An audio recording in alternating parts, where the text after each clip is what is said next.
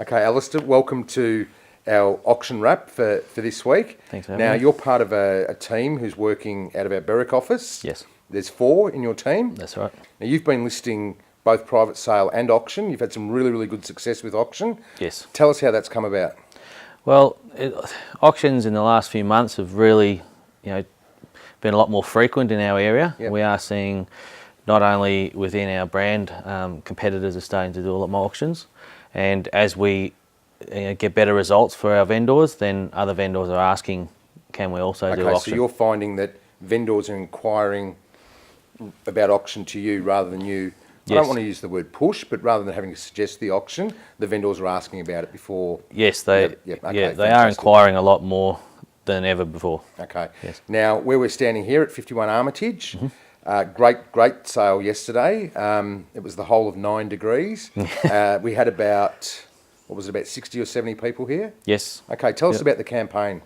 Well, the campaign was very strong. We did a 3-week campaign on this one, and in every open we had fantastic turnouts. We had 78 people, groups come through. Wow. So it was a very big campaign for this one.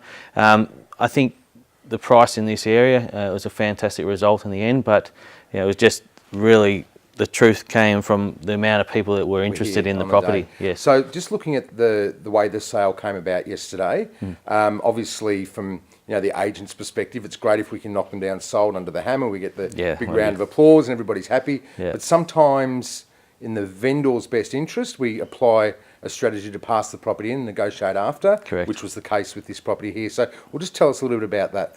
Yes, well, we did have 4 bidders that had committed that said that they were ready to come and bid at the auction. Yep. I guess in the end there was only one of those bidders really put their foot forward and put really their hand up, and the others were a bit more frightened off. So I guess we didn't get to the point where it was going to be on the market, but we were still then able to negotiate, and in the end sold it for 30,000 more than what it passed in. So letting the people know that we're at the auction was very important, to let them know what actually happens post auction after it's passed in. Yes. So yes. just to recap on that, so there was really good numbers here. The people that had expressed the interest were here. Yes. And we had one person that really stood out Yep. from the crowd.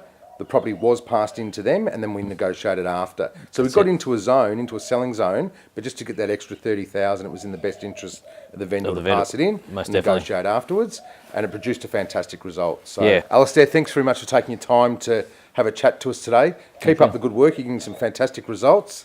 Thanks very much for listening and watching this week. That's a wrap, and we'll look forward to seeing you next week.